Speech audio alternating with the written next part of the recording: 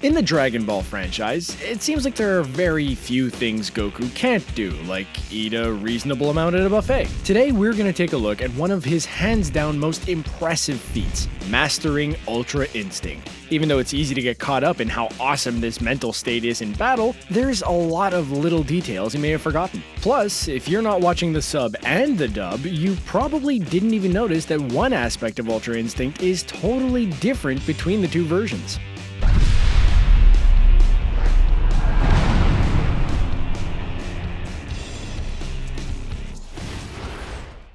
Our friend Goku is always doing his best to learn new techniques to help make him the most powerful fighter in his or any other universe. So it's not surprising that his attempts at mastering Ultra Instinct have been a huge focus in Dragon Ball Super. But let's not forget where we learned about this mental state from in the first place, since it was quite some time ago. It made its debut in the movie Dragon Ball Z Resurrection F, which was later adapted into a manga during which the move appeared in the second chapter. And let's not forget that Ultra Instinct can be credited to none other than Whis. Is there anything he can't do besides not look suspicious all the time? Those angels are definitely up to something, I'm just saying. But back to Ultra Instinct, Whis showed it off while training with Goku and Vegeta, although he didn't describe it by name at the time. It wasn't until much later on in Dragon Ball Super that Ultra Instinct became relevant again. We all know Whis helped teach Goku, but let's not forget that he's the one who introduced it to all of us.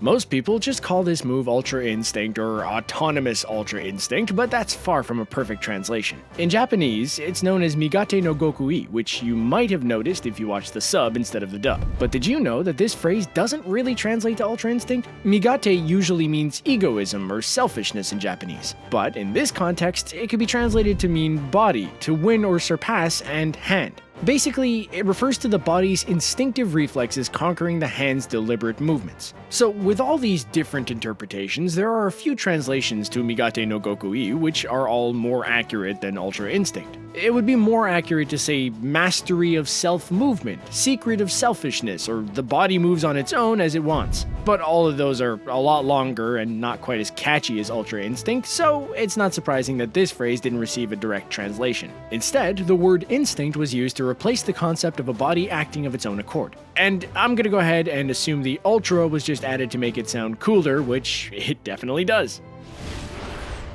As much as I hate to admit it, the world of Dragon Ball is decidedly a fictional one. But that doesn't mean that many of the concepts aren't grounded in reality. Sure, real-life martial artists can't fly around by manipulating their ki, but the idea of this kind of energy is incorporated into martial arts. Even though Ultra Instinct is portrayed as being nearly impossible to master, it still has its roots planted in an actual technique. It's comparable to what we might call a flow state. This is what happens when you're concentrating so intently on something that you lose awareness of space and time. It's like when you arrive safely at your destination despite the fact that you remember singing along to the radio more vividly than driving your car. In martial arts, the term mushin, or empty mind, is used to describe this kind of state. It's even said that accomplished martial artists are able to enter this state where their body reacts without them needing to formulate a plan or assess a situation. Obviously, it's way less intense and dramatic than we've seen in Dragon Ball Super, but developing intuition and honing instincts is a real practice.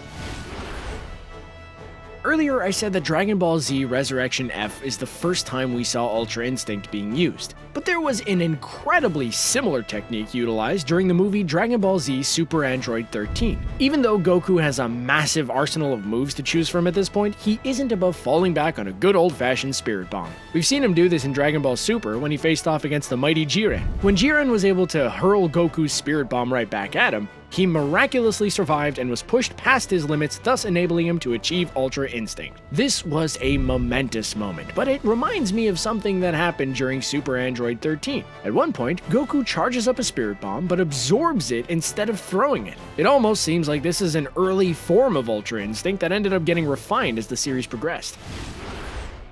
One of the reasons Ultra Instinct is so interesting is because it's so difficult to master. Sometimes things just seem to come easily to Goku, much to the frustration of his dear close friend Vegeta. Sure, this helps highlight how crazy strong he is, but it's always more exciting to see him work hard and overcome seemingly insurmountable odds. But in the manga, we got to see another immensely powerful being struggle with trying to pull off Ultra Instinct. Beerus, the god of destruction. Yes, Beerus may be able to make decimating whole planets look easy, but even he can't just automatically use Ultra Instinct. In the Dragon Ball Super manga, the Gods of Destruction hold a brief exhibition match, which means we got to see Beerus do something besides sleep, which is always exciting. Of course, everyone decides to gang up on Beerus at one point, but he manages to successfully evade them using Ultra Instinct. But let's just say he hasn't quite mastered it yet, since he eventually gets caught off guard. The match isn't a particularly long one, but it helps emphasize just how difficult it is to successfully use Ultra Instinct. Seeing a god of destruction fail to master a technique is surprising, but there are few humans in the Dragon Ball universe who can even pretend to keep up with Saiyans and other non-human entities. No offense to folks like Krillin who try their best, but it's like comparing apples to super-powered alien oranges. But let's take a moment to appreciate how powerful Master Roshi really is. Sure, he's a lecherous old turtle hermit, but he knows how to fight, and we see more of this during the manga. In the comics, Whis reveals that out of all of the mortals, Master Roshi is the closest to being able to use Ultra Instinct. And he doesn't even know it! When he fights against Jiren, his many years of martial arts experience help him react to the battle. He's able to dodge several blows based only on his instinct. Even though he didn't win, it was still a really impressive display that tied into Ultra Instinct. Roshi might not actually have Ultra Instinct, but clearly he's picked up a few tricks in his time. There are a lot of anime fans out there who have strong opinions on watching dubs or subs. Some people can't stand the idea of having to read subtitles, while others feel too much is lost in translation with dubs. Whichever way you watch the show is fine, but if you stick to one format, you should know that you're missing out on one aspect of Ultra Instinct no matter whether you're a sub or a dub fan. Everyone knows that the fights in Dragon Ball Super aren't exactly quiet. Even if it wasn't all for the thuds and thumps, there's an awful lot of screaming going on. It's not uncommon to hear characters shout and roar with exertion during fights, and of course Ultra Instinct has its own battle cry. But the twist is that it depends on which version you're watching. In the English version, it sounds like more of an Ozuru kind of roar, while the Japanese version has a more echo-like quality to it. Just like every other aspect of the show, there are fans on both sides of the issue. But there are some dub fans who believe the sub scream is better, and vice versa.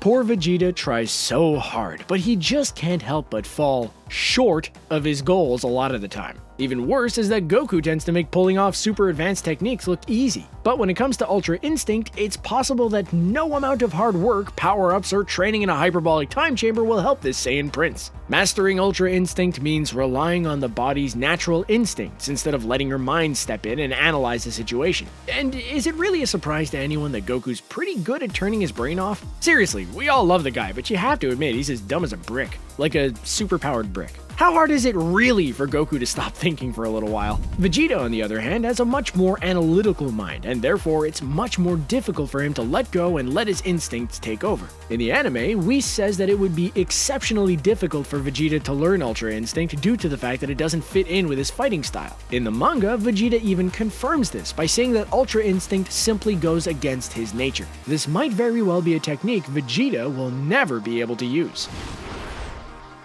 If you've ever taken a look at Akira Toriyama's concept art for Ultra Instinct, you'll probably notice that it seems slightly familiar. In an issue of V-Jump, fans saw that Toriyama's vision for Ultra Instinct was pretty much just a recolored version of the Super Saiyan God form, but with slight differences to the eyes and hair. Both forms are incredibly powerful and come with a finite time limit. The comparison of Ultra Instinct and Super Saiyan God is actually pretty interesting, considering that Goku wasn't a fan of Super Saiyan God because it wasn't strictly his power. Ultra Instinct is a good contrast since it features Goku solely relying on his own body's power and instincts. So even though these two moves look the same in the concept art, they're actually quite different.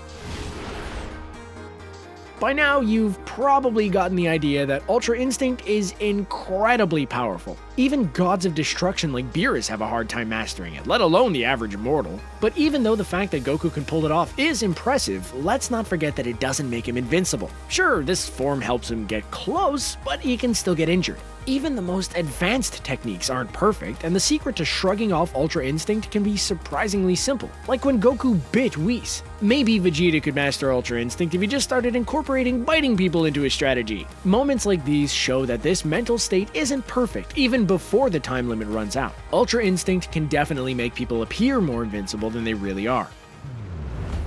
I'm always a fan of giving Vegeta another reason to be jealous of Goku, so needless to say, the more Ultra Instinct, the better. What do you think about this technique, and should it be incorporated more into the series, or left on the sidelines? Tell me what you think in the comments, and don't forget to subscribe to CBR. Bye for now!